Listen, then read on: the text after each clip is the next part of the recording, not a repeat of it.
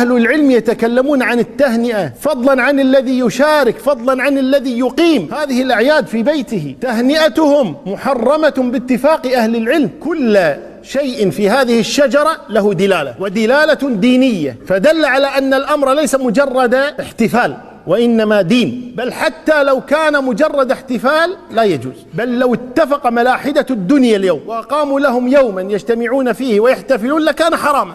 ذكر أخونا أنهم يحتفلون بميلاد المسيح بال25 من ديسمبر، هذه دعواهم. تعالوا ننظر ماذا قال ربنا. يقول ربنا تبارك وتعالى لمريم يوم ولدت عيسى: وهزي إليك بجذع النخلة تساقط عليك رطبا جنيا. هل يوجد رطب في هذا الشهر في ديسمبر؟ لا يمكن، في الدنيا كلها لا يوجد، وإنما الرطب في شهر 7 و8 و9. فدل على أنهم لا يعرفون متى ولد المسيح، وأنهم غيروا وبدلوا واخترعوا أعيادا من عند أنفسهم.